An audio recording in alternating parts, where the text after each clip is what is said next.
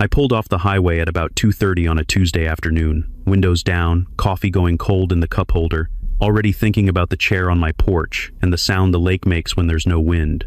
I'd been gone 6 weeks, a consulting job in Raleigh that ran long, the way those things do, and I'd cut the trip short by 2 weeks because the job wrapped early and, honestly, I just missed the quiet. I turned onto the gravel road that winds through Lakeview Shores, past the little stone sign that somebody's kid had spray-painted a mustache on 2 summers ago, past the row of cabins, with their docks pointing out into the water like fingers.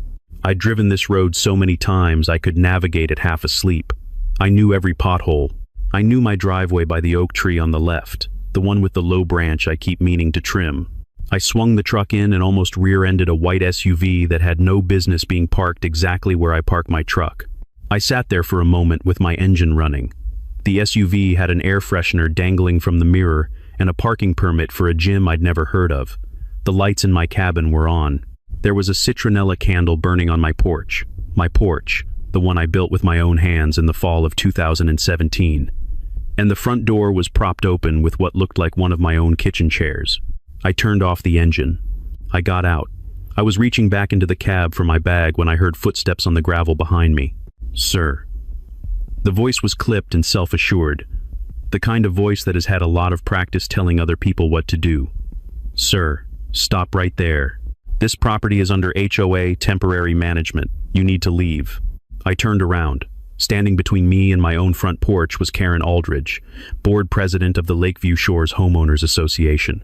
She was wearing a polo shirt with a little embroidered HOA logo. She'd started doing that sometime last year, according to my neighbor Ray, and she had one hand raised in front of her like she was stopping traffic.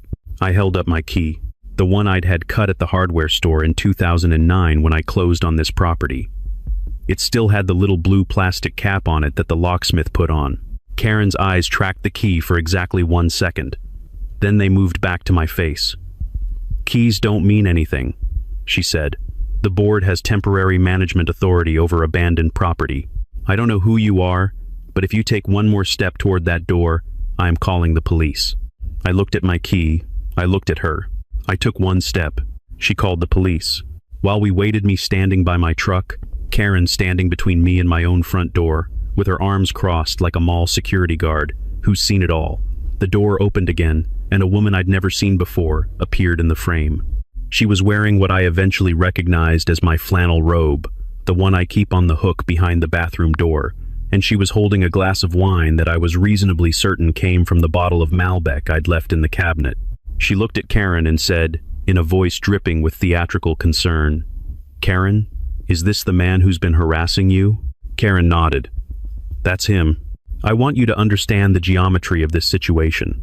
I am standing in my own driveway, next to my own truck, holding the key to my own front door, being identified as a potential threat by a woman I have never met who is wearing my bathrobe and drinking my wine. And the woman doing the identifying is the self-appointed president of a homeowners association that has, by all available evidence, decided my property belongs to her now." The deputies arrived about 8 minutes later. 2 of them, young, professional, doing their jobs. Karen walked toward them the moment their doors opened, voice sliding into something warm and reasonable. "Officers, thank you so much for coming. This gentleman has been acting aggressively toward my friend, who is staying here under HOA authorization." She reached into her bag and produced a single sheet of paper, which she handed to the taller deputy. "I have the documentation right here." The deputy looked at the paper. Then he looked at me. I was completely calm. People who don't know me sometimes misread that calm as confusion or even guilt, like they're waiting for me to protest, to explain myself, to get flustered. I didn't. I had no reason to. I knew exactly what that piece of paper was worth, and I knew exactly what I was holding in my hand, and I had 22 years of experience in the difference between the two. "Sir," the deputy said, not unkindly, "can you explain your business here?" "I own this property," I said. "I'm coming home." Karen made a sound somewhere between a laugh and a scoff. "He says he owns it," she said to the deputy. "He doesn't even know the HOA has management authority." I noted 3 things in the next 60 seconds, the way I have always noted things. The HOA authorization form Karen had handed. The deputy had no county seal, no notarization, and no signature from any authority other than Karen's own. I noted the date on the grocery bags visible through my screen door. They were from a store run 9 days ago, minimum. And I noted the HOA notice taped to my mailbox, which I hadn't seen when I pulled in, which read, Property under board, supervision, Lot 14. Lot 14. That's my lot. Has been since 2009. They asked me to wait by my truck while they sorted things out. I waited. The citronella candle burned. Karen stood on my porch, with her arms still crossed, watching me with the patient certainty of someone who has never been wrong before and doesn't expect to start now. What Karen didn't know, what nobody in Lakeview Shores knew, because I had never mentioned it to a single person in this community, was that 20 years ago, I was the attorney who drafted the deed restrictions for this entire subdivision. Every lot, including Lot 14, especially Lot 14. I wrote the document that defined what this HOA could and could not do. I knew every word of it. I had a copy in my filing cabinet at home, still in the original folder with the Hargrove Development letterhead, and before that evening was over, I was going to need it. My name is Marcus Webb. I'm 52 years old. I spent 22 years as a real estate attorney, title work, mostly, which means I spent 2 decades reading the documents that tell you who owns what, and under what conditions, and what happens when somebody decides those conditions don't apply to them. I retired 4 years ago, which is a generous way of saying I reached a point where I was tired enough of the work and comfortable enough financially that I stopped. I moved my primary residence to a small house in Asheville and kept the lake cabin in Lakeview Shores as a retreat. I'm there 3, sometimes 4 months out of the year, mostly in chunks a few weeks in spring, longer in summer, a stretch in fall when the light on the water turns the color of old bourbon. I've lived in Lakeview Shores for 6 years. In that time, I have been a quiet and unremarkable member of this community. I keep my grass cut. I maintain my dock. I've attended maybe 3 HOA meetings in 6 years, said almost nothing at any of them, and come home to my porch and my lake and the particular silence that you can only get when you're far enough from a city. I don't make enemies easily. I don't make friends easily either. I am simply here, which is all I ever wanted to be. I knew about Karen, of course. In a community of 96 homes, you can't avoid knowing about the person who sends the violation notices. I'd received 2 in 6 years, one about my dock lights, which she said were excessive, and one about a piece of trim on my storage shed that she classified as non-compliant coloring. I'd ignored both. She'd sent follow-up letters. I'd ignored those too. It had never escalated beyond paper, and I'd assumed incorrectly, as it turned out that my general unavailability had made me a low-priority target. Karen Aldridge had taken over as HOA board president in the spring of 2019, after the previous president quietly listed his house and moved to Flagstaff. His name was Dennis. I ran into him once at the gas station the week before he left, and I asked him why he was going. He looked at me for a moment and said, "The mailbox." I didn't understand what he meant until later, when I learned that Karen had threatened to place a lien on his home over a mailbox he'd installed without HOA approval. The mailbox was black. The HOA guidelines specified dark earth tones. Dennis decided Flagstaff had better weather anyway. Since 2019, Karen had run the Lakeview Shores HOA with 2 board members who, as far as anyone could tell, voted however she told them to.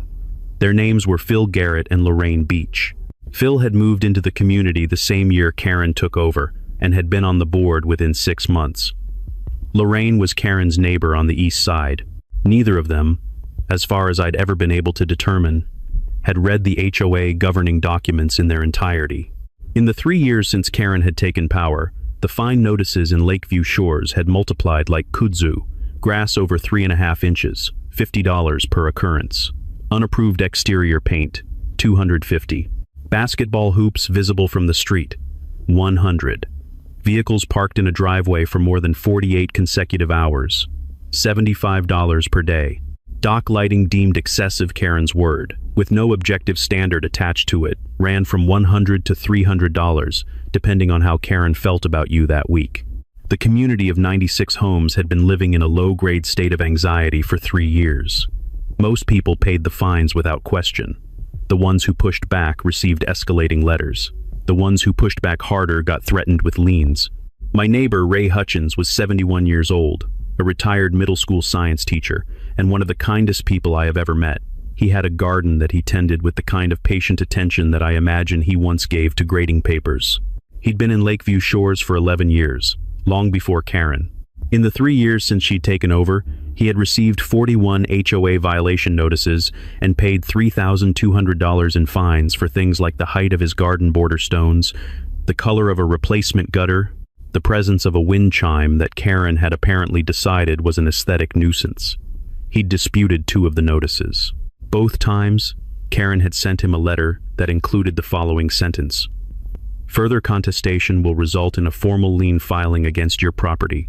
We have had homeowners lose their homes over accumulated non-compliance. This is not a threat. It is a courtesy warning." Ray had believed her. Most people did.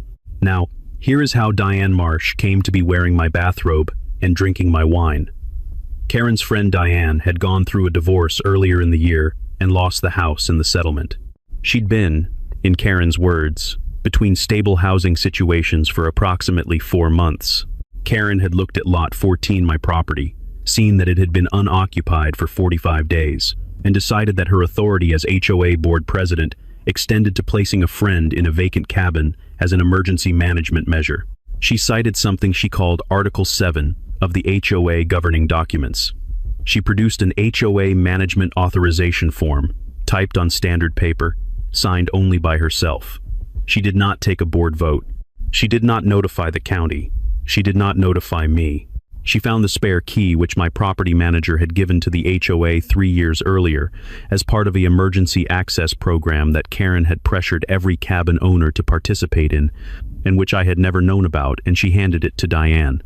Diane had been living in my cabin for at least 10 days before I came home. When I sat down at Ray's kitchen table 2 days after the incident in my driveway, after the deputies had looked at the HOA authorization form, looked at my truck registration, looked at my driver's license, and rather awkwardly asked Karen if she was sure about all of this. I didn't know any of that yet. I knew that something was deeply wrong, and I knew that whatever it was bigger than one woman in a polo shirt and her recently divorced friend. Ray handed me a cup of coffee and pointed at a Nike shoebox on the table and said, "I've been saving everything. I always thought somebody would need it someday." Inside that shoebox was 3 years of a quiet man's surrender to a system designed to make him feel like he had no choice. And it made me angry in a way that I am not often angry, not hot and loud, but cold and very, very clear.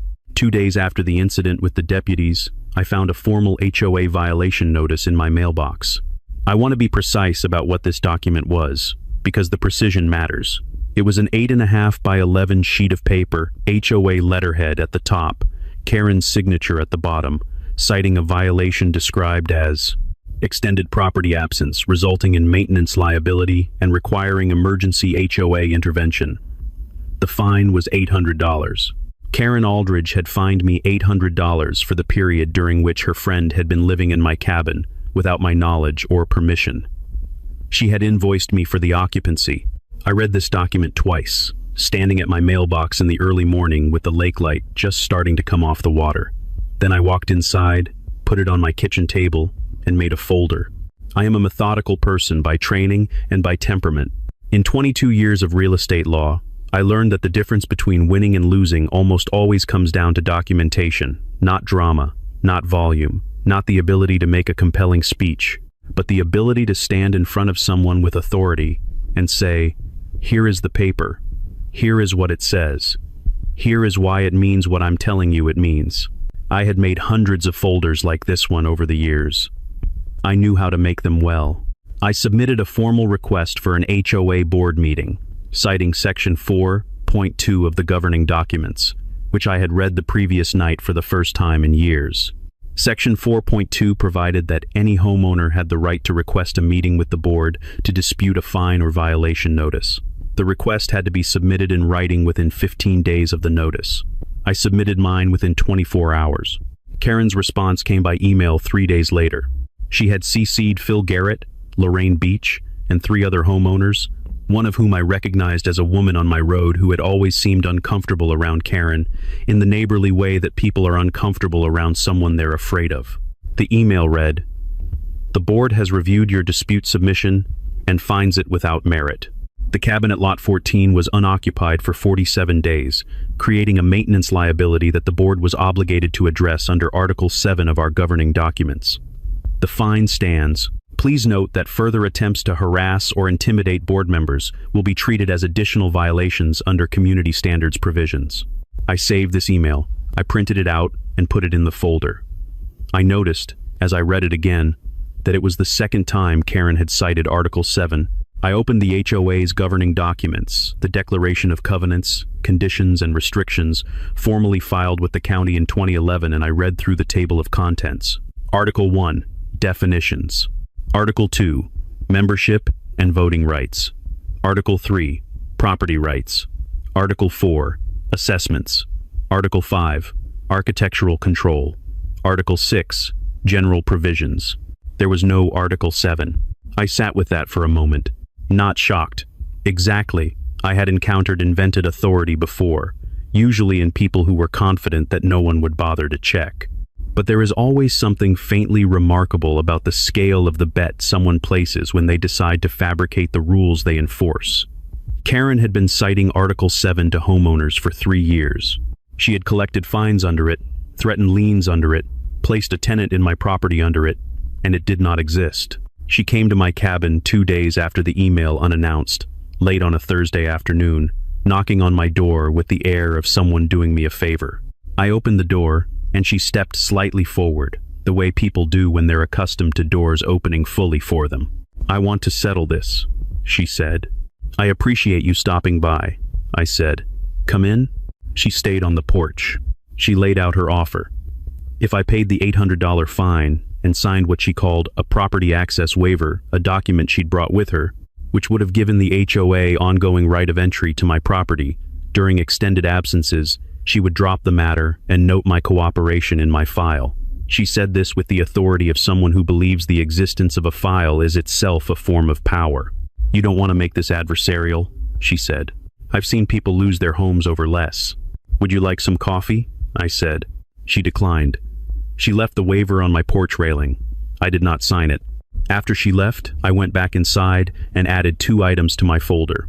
The waiver document, which contained a clause that would have retroactively validated the HOA's management of Lot 14, and the recording I had made of our conversation on my phone, which my state permits with one-party consent.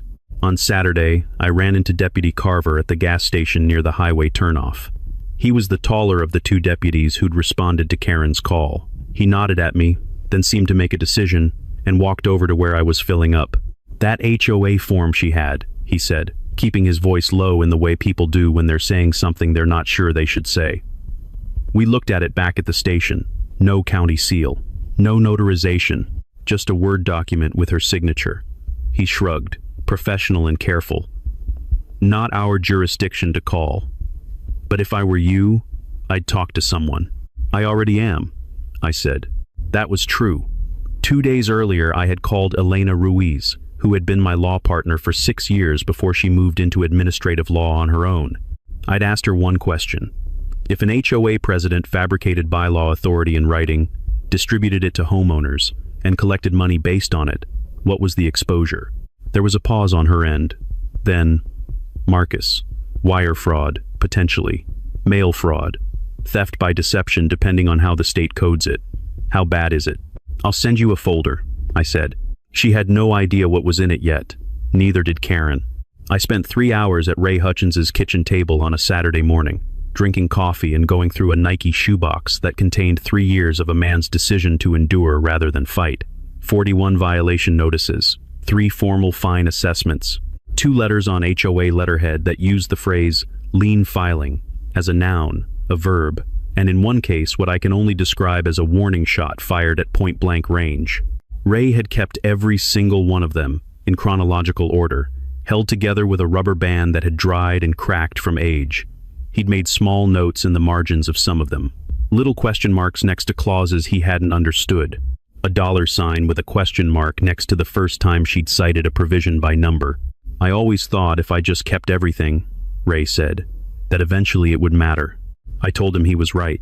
I spent the following 2 evenings cross-referencing Ray's notices against the actual HOA governing documents, the declaration that had been filed with the county in 2011, which I had now downloaded, printed, and read cover to cover. It took me about 4 hours total, spread across 2 nights. When I was done, I had a list of 23 violation notices. Out of 41, that cited either provisions that did not appear in the filed declaration or provisions that appeared in a version of the HOA bylaws that Karen had apparently amended unilaterally without a homeowner vote. Sometime in 2020, the filed declaration required a 2/3 majority vote of all homeowners to amend. Karen had simply rewritten the rules and started enforcing them as though nothing had changed. Of the $3,200 Ray had paid in fines, I estimated conservatively that $2,200 was legally unenforceable. Ray looked at that number for a long time. Then he looked at me and said, "I paid for my grandson's school field trip out of pocket last spring because I was short. Karen fined me that week for the gutter." I wrote that down. I don't usually write down things I know I'll remember, but I wrote that down. Sandra Kim lived 4 houses up from Ray, a 44-year-old woman whose husband had died of a heart attack 2 years earlier. She had her elderly mother living with her, a woman in her mid-70s, who had recovered from a hip replacement the previous winter. After the surgery, Sandra's husband, before he died, had built a wooden wheelchair ramp from the front door to the driveway. A simple, well-constructed thing, painted to match the house. Sandra's mother used it every day. Karen had sent Sandra a violation notice 8 months after the ramp was built. Unapproved exterior modification $250, and a demand to remove the structure within 30 days. Sandra had hired a contractor because she didn't know she had the right to say no, and she couldn't afford a lawyer to tell her. She'd paid $600 to have it removed. Her mother had fallen on the front steps 6 weeks later, broken wrist, 3 months of physical therapy. I sat across from Sandra at her kitchen table and listened to this without interrupting. When she was done, she said, "I keep telling myself it was my fault for not knowing the rules." Her voice was flat in the way that voices get when someone has been telling themselves the same story long enough that they've stopped feeling anything while they tell it. "Sandra," I said, "the Americans with Disabilities Act makes it illegal for an HOA to deny or remove a reasonable accommodation for a disabled resident. The ramp was a reasonable accommodation. What Karen did was a federal fair housing violation." Sandra looked at me. Karen said it was against the guidelines. "Karen's guidelines aren't federal law," I said.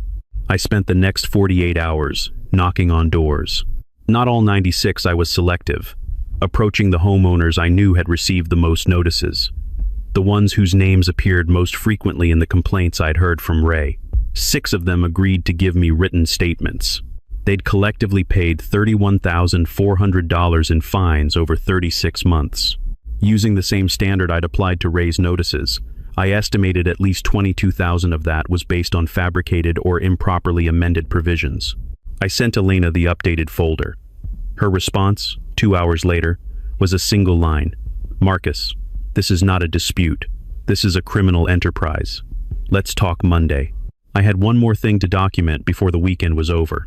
I went back to my cabin and spent an hour photographing everything Diane had left: her food in my refrigerator, her toiletries in my bathroom, her shoes by my door.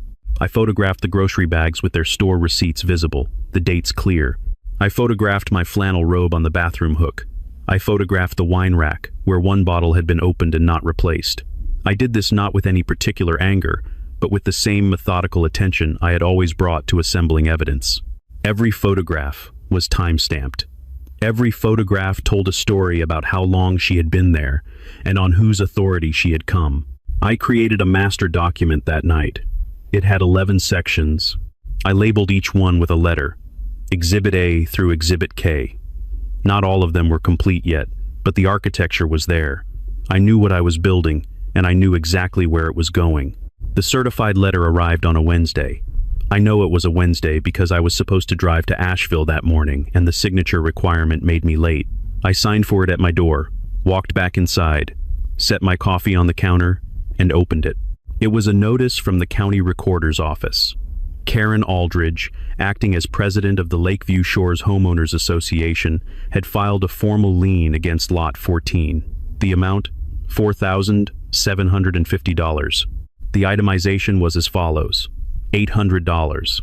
The original fine for emergency HOA intervention, $1,200, described as HOA management and oversight fee for the period of board-supervised occupancy, $2,750, labeled legal preparation and administrative costs. She had charged me $1,200 in management fees for the 10 days her friend lived in my cabin for free. I want to explain what a lien does to a property, because it matters. A lien is a legal claim attached to the title of a piece of real estate. A valid lien clouds the title. It means that if you try to sell the property, or refinance it, or transfer it, the lien has to be resolved first. In extreme cases, a lien holder can use the lien as the basis for foreclosure proceedings. Most people, when they receive a lien notice, don't know the difference between a valid lien and an invalid one. They see lien on an official-looking document from the county recorder's office, and they assume the authority behind it is real. That is precisely what Karen was counting on. It was what she had always counted on. I drove to the county recorder's office that morning instead of Asheville. I pulled 3 documents. The original Lakeview Shores Declaration of Covenants, Conditions and Restrictions, as filed in 2011. The recorded deed for Lot 14, in my name, with no prior encumbrances. And the HOA's current filing with the state as a registered nonprofit, last updated in 2021. I photographed all 3 at the counter, paid the copy fee, and drove back to the cabin. I read the lien provisions of the declaration that afternoon, looking for what I already suspected I would find. The declaration, in its original filed form, the form that carried actual legal weight, as opposed to whatever version Karen had been distributing to homeowners, required the following before any HOA lien could be validly filed. First, a 2/3 vote of the full board, recorded in meeting minutes. Karen's board had 3 members. That meant all 3 had to vote yes, and the vote had to be documented. Second, a written cure notice to the homeowner, delivered at least 30 days before filing, giving the homeowner an opportunity to resolve the violation. Third, explicit citation of the specific provision being enforced. Karen's lien failed on all 3 counts. The board vote minutes I requested and eventually obtained through the HOA's own records, which under the governing documents any homeowner had the right to inspect, showed 1 vote. Karen's. Phil Garrett had apparently been traveling. Lorraine Beach had sent an email saying she was generally supportive but hadn't formally voted. The cure notice Karen had sent me gave 9 days, not 30. And the provision she cited was Article 7, which, as I have already established, did not exist. The lien was procedurally void on 3 independent grounds. A first-year associate could have dismantled it on a motion to dismiss, but that wasn't the point of it, and Karen knew it. The point was that most people don't fight. The point was that a lien on record, even an invalid one, creates headaches, creates fear, creates the kind of exhausting uncertainty that makes people decide it's easier to pay than to prove they're right. I was not most people. On Friday evening, Karen sent a community-wide email to all 96 homeowners in Lakeview Shores. I'm going to quote it here, because the language matters. As you may be aware, the board has been required to take legal action regarding a homeowner who has refused to cooperate with community standards and has acted in an adversarial manner toward board members. A lien has been placed on Lot 14. We want to reassure all residents that the board remains committed to protecting our community's property values and maintaining the standards that make Lakeview Shores a desirable place to live. She didn't use my name. She used my lot number. Within the hour, 3 homeowners had forwarded me the email. Ray called at 9:15. She's never done this before, he said. Gone public with a specific property. She must be scared. There was something in his voice I hadn't heard before, not quite hope, but the precursor to it. The place where hope starts before it knows it's hope. I read the email twice. I saved it, the way I had saved everything else. I added it to the folder as Exhibit G. Then I called Elena. Monday, she said, before I could finish telling her what I had. Monday, I agreed.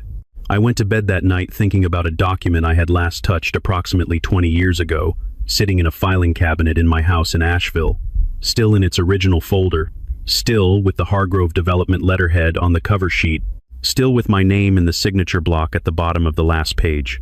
Karen had just broadcast her own fraud to 96 email addresses, and somewhere in the county recorder's archives, sitting undisturbed for 20 years, was a document with my name on it that was about to make every single thing she had done completely and catastrophically impossible to defend. The community email had the effect, I think, that Karen intended. It put a target on Lot 14 and announced to 96 households that the board was in a conflict with someone who was, in her framing, a problem. What she had not anticipated was that 43 of those 96 households would respond by demanding an emergency general meeting of the full membership. Under the governing documents, the actual ones, filed with the county, 10% of homeowners could compel the board to hold a meeting within 30 days. Karen had sent her email to 96 households. She got 43 requests. She had no choice but to call the meeting. She scheduled it for a Thursday evening at the community center, a small building next to the lake with wood-paneled walls and folding chairs that had been in service since the early 90s. I arrived 20 minutes early. By the time the meeting started, the room held 43 homeowners, the highest turnout in 3 years, by Ray's count. People were standing along the back wall. There were people there I had never seen at an HOA meeting before.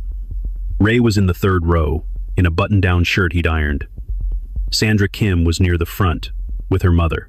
Karen opened the meeting from a small folding table at the front of the room, flanked by Phil Garrett and Lorraine Beach. She had a printed agenda. She had printed copies of the lien notice and the HOA management authorization form, which she placed in stacks at the end of each row like programs at a church service. She began with a prepared statement. She spoke about fiduciary duty. She spoke about property values. She used the phrase community standards 7 times in approximately 4 minutes. I counted, because that's the kind of thing I do. She said the board had been required to take difficult but necessary action regarding a homeowner who had chosen confrontation over cooperation. She looked at me twice while she said this. I was sitting in the second row, a manila folder on my lap, closed. If that homeowner wishes to challenge the board's authority, she said, he is welcome to pursue that in the appropriate legal channels. The board is confident in its position. She smiled at the room.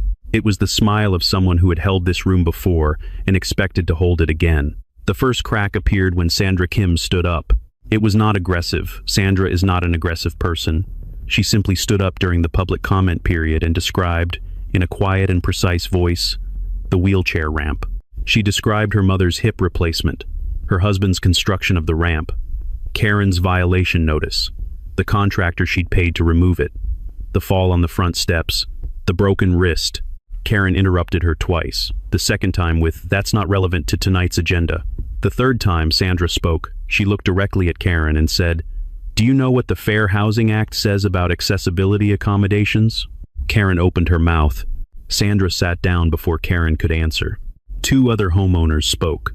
One had received a fine for a storage shed that, when he measured it after the notice, was 4 inches outside the allowable footprint. He'd paid the fine and rebuilt the shed. The second was a woman who'd been cited for parking a boat trailer in her own driveway for 61 hours, 11 hours over the limit. $75 per day. 2-day citation. $150 for 11 hours of excess boat trailer storage. The room was different from how it had been at the beginning of the meeting. You could feel it, not loud, not yet, but the quality of the silence between speakers had changed. People were looking at Karen in a way they hadn't looked at her before. Phil Garrett was looking at the table. When the public comment period reached me, I stood up. I had the folder in my hand. "I have 3 questions for the board," I said. My voice was the same as it always is, measured, clear, without theater. "First, can you show me where Article 7 appears in the Declaration of Covenants, Conditions, and Restrictions as filed with the county in 2011? Second, can you show me the board vote minutes authorizing the Lot 14 lien, including the votes of each of the 3 board members? Third, can you tell this community when any member of the current board last read the governing document they have been enforcing for the past 3 years? I sat down. I did not open the folder. I did not wave papers. I did not raise my voice. I had asked 3 questions. I would let the absence of answers do the work that answers couldn't. Karen said she would not submit to interrogation at a general membership meeting, and that all legal questions should be submitted to the board in writing through the appropriate channels. She adjourned the meeting. People filed out slowly. In the parking lot, conversations had the low, rapid quality of people who have just seen something they're not sure how to process. Ray found me by my truck and said, quietly, "That was something." As I was walking to my truck, Phil Garrett appeared at my elbow. He glanced toward where Karen was still inside, collecting her printed agendas, and then he said, in a voice just above a whisper, "Is it true there's no Article 7? I said I would be happy to show him the document. He looked at Lorraine Beach, who had followed him out, and was standing a few feet away, and something passed between them, the specific look of two people who have just realized they have been carrying someone else's liability. Lorraine Beach said, "We didn't know about the wheelchair ramp." "I know," I said, "but you do now." As Karen walked out with her printed lien notices and her imaginary bylaws and the polished confidence of someone who had never faced a room that wasn't afraid of her, she still didn't know what was in the manila folder I'd been holding all night. She had 10 days to find out. The county administrative hearing was already scheduled. Elena had filed the complaint on Monday, and it had moved quickly, the way administrative complaints move when the paperwork is unusually clean and the violations are unusually clear. 10 days, and Karen Aldridge would stand in front of a county hearing officer with her Word document and her invented articles, and I would be on the other side of the table with Exhibit A through Exhibit K. The county administrative hearing was held on a Tuesday morning in a conference room on the 3rd floor of the municipal building, a plain room with fluorescent lights, a long table, and 2 windows that looked out over the parking structure.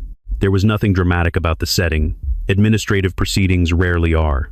I have been in rooms like it many times, and I have learned that the less dramatic the room, the more the words spoken in it tend to matter. I arrived at 8:40. Elena Ruiz was already there, setting up at the table, her reading glasses on and her case binder open to the first tab. She had been my law partner for 6 years, and she brought to every proceeding the same quality of attention she'd always brought, thorough, unhurried, and faintly amused by people who mistake motion for preparation. She had filed the complaint 9 days earlier, on 3 grounds: fraudulent lien filing, improper exercise of HOA authority, and harassment of homeowners through fabricated or improperly amended governing provisions. The ADA component was listed as a supplemental finding to be referred to HUD. Karen arrived at 8:55 with a paralegal, not a licensed attorney, which is its own kind of statement, and a leather portfolio that she set on the table with the particular snap of someone who has brought the right materials to a fight. Phil Garrett and Lorraine Beach were also present, at Karen's request, as board members.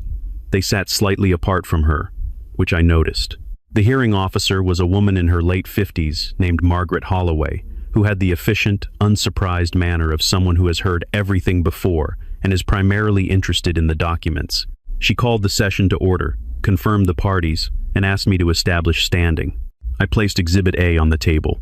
Exhibit A was a 22-page document, dated March 2003, on the letterhead of Hargrove Development, LLC.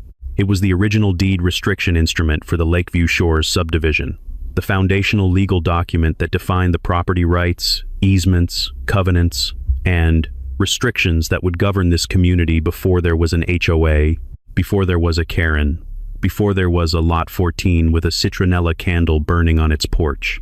At the bottom of the last page, in a signature block that read, "Prepared by Counsel for Hargrove Development, LLC," was a name, Marcus D. Webb, Esquire. Miss Holloway read the cover page. She read the signature block. She looked up at me over her glasses. Karen's paralegal leaned toward Karen and said something I couldn't hear. Karen looked at the document. Then she looked at me. Her expression didn't change in any dramatic way, but her right hand, which had been resting on the table next to her leather portfolio, moved slowly to her lap. I let the moment breathe for exactly as long as it needed to.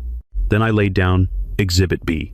Exhibit B was the recorded deed for Lot 14, the instrument of title by which I had purchased that property in the fall of 2009. Clear title, no prior encumbrances, my name on every page. I placed it next to Exhibit A so that Marcus D. Webb, Esquire, on one page and Marcus Webb, grantor's grantee, on the next page could be read as a single coherent sentence. I wrote the rules for this community, and I own the property you tried to take. The lien filed against this property, I said, without raising my voice, is procedurally defective on 3 independent grounds. I placed Exhibit D on the table, the lien filing itself, with my annotations in the margins. Ground 1.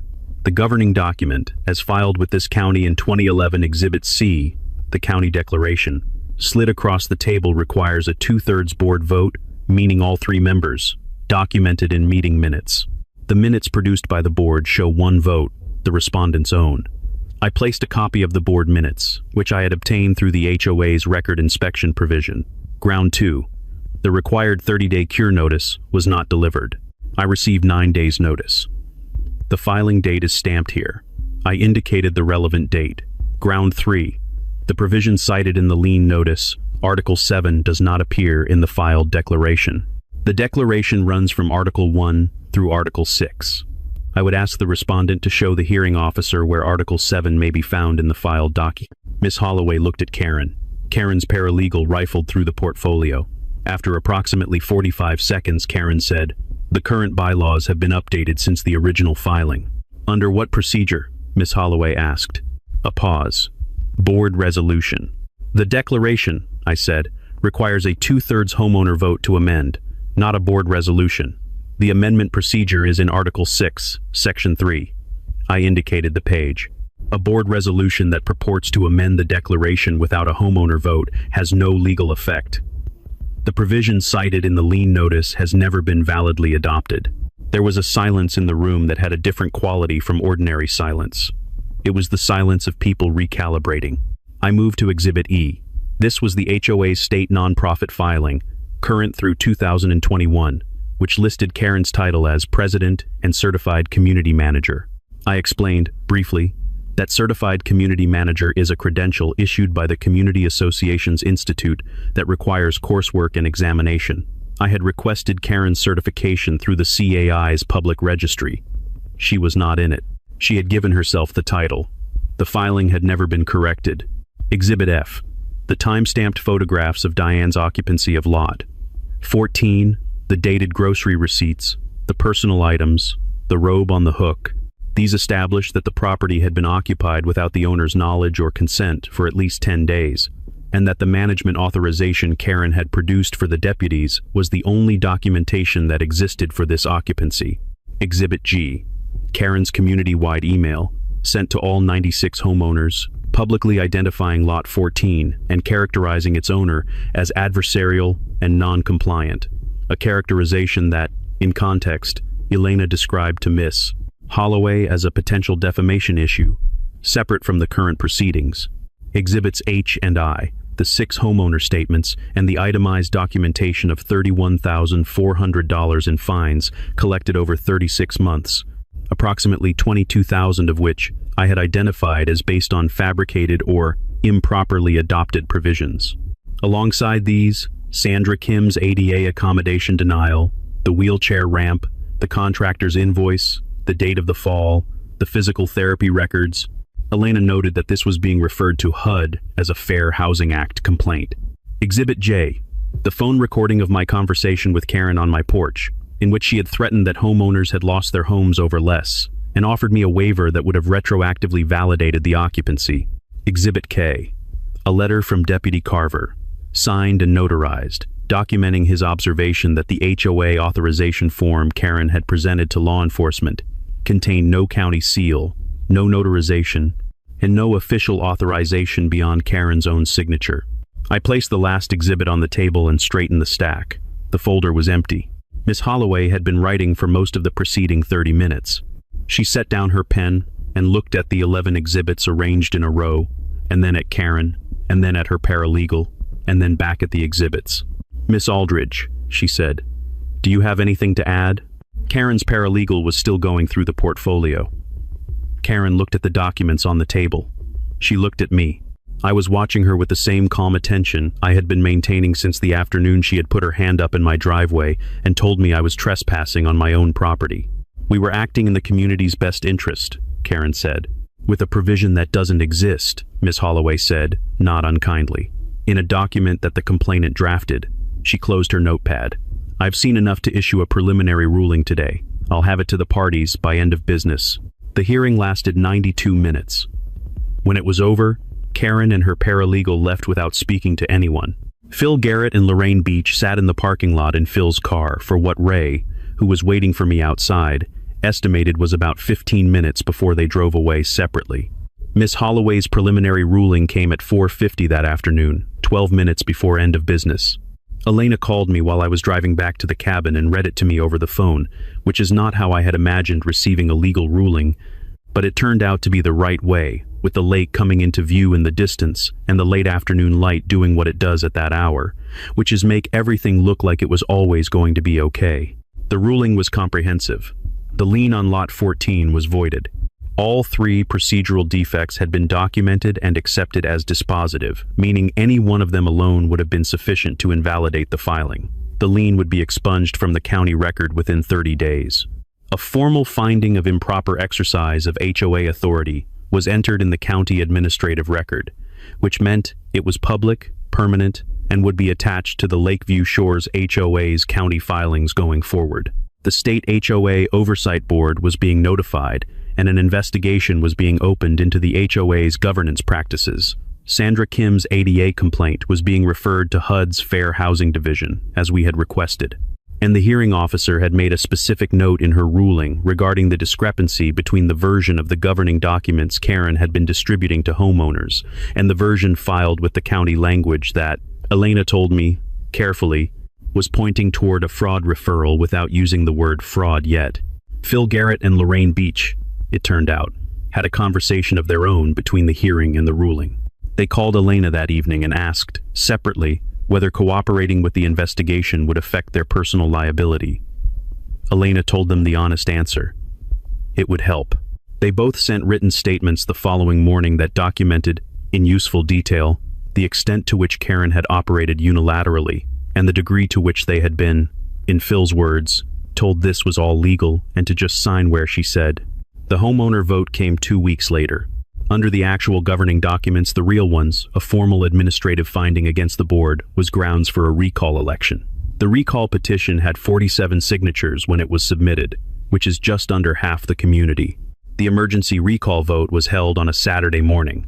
Of 61 homeowners who voted, 53 voted to remove Karen Aldridge from the board. Phil and Lorraine resigned the day before the vote. The motion carried. There was no drama when the results were read. Just a room full of people who had been living under one kind of weather for 3 years and had woken up that morning to find it had changed. The financial accounting took about 6 weeks to sort out. The $4,750 lien was vacated, obviously. Karen was found personally liable for the court filing costs, $1,800, under a provision of state law that allows for fee recovery when a lien is found to have been fraudulently or improperly filed. The HOA Reserve Fund, which held somewhere north of $40,000 that had been collected from homeowners over 3 years, was audited by the new interim board. Of the $31,400 in fines I had documented, $22,400 was determined to be unenforceable and was refunded to the affected homeowners. Ray Hutchins received a check for $3,200. I know this because he called me the morning it arrived and said, in a voice that was trying very hard to be matter-of-fact, "It's here," and then didn't say anything else for a moment. And I said I was glad. And he said, "Marcus, I kept that shoebox because I always thought somebody would need it someday." And I said, "Ray, you were right." And neither of us said anything for another moment. And then we talked about whether the base were running yet, and he said he'd seen a few jumping near the eastern dock, and I said I'd be out early Saturday. For the record, I sued for quiet title costs and attorney fees, and was awarded $6,200. I donated $4,000 of that to a housing legal aid organization that helps homeowners in HOA disputes who can't afford lawyers. The remaining $2,200 went back into my truck, which needed new rear brakes.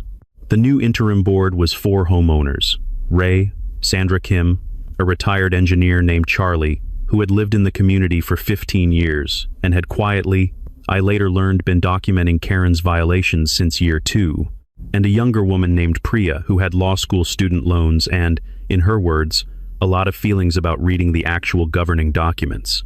They asked me, at their first meeting, whether I would be willing to serve as a non-voting legal advisor while they rewrote the bylaws. I said yes. It took us 4 Saturday mornings and 2 weeks of email to produce a governing document that was clear, enforceable, fair, and consistent with the Declaration of Covenants that I had helped draft 20 years earlier. I read them a sentence from the 2003 document at our last meeting, a sentence I had written, or something very close to it, in a conference room in downtown Charlotte for a developer who wanted to make sure his new community was legally sound. The sentence read, "No covenant, restriction, or assessment shall be imposed upon any lot owner except by due process, written notice of violation, and authority properly vested in the board by vote of the membership." I had written that sentence. It had survived 20 years and one very determined woman's decision to pretend it didn't exist. It still held. Karen listed her home in Lakeview Shores 6 weeks after the ruling. The for sale sign went up on a Tuesday, the kind of pale painted Tuesday in late autumn when the lake has gone silver and the leaves are mostly down.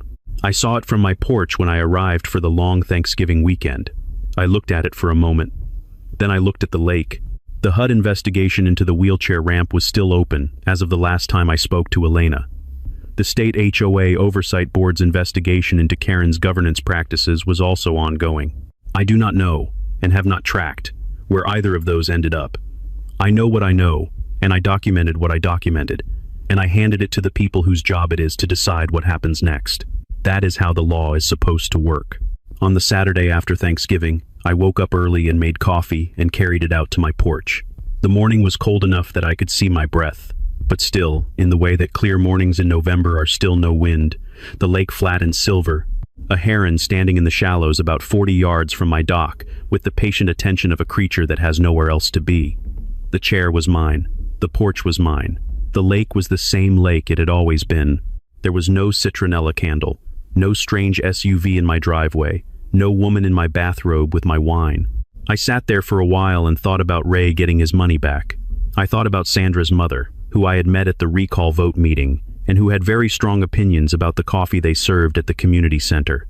I thought about a document I had written 20 years ago, in a building I no longer had any reason to visit, a dry and unglamorous collection of legal provisions that nobody had read for years and that had nevertheless, when it needed to, done exactly what it was written to do: protect 96 families from a woman who had decided that authority was just about how loud you were willing to yell. I picked up my coffee. I watched the heron. I went inside when I got cold. The deed always wins. Not because the law is perfect, it is not even close. Not because the right people always fight back, most of them don't. Because most of them are Ray, holding a shoebox under their bed and hoping someone will eventually need what's in it. The deed wins because paper, properly prepared and filed in the right place at the right time, is longer than any bully's confidence. It outlasts the fines and the lien notices and the invented articles and the polo shirts with the embroidered logos.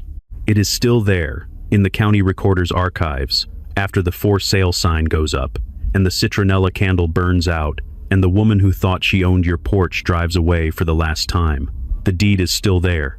It has always been there. I had simply come home early,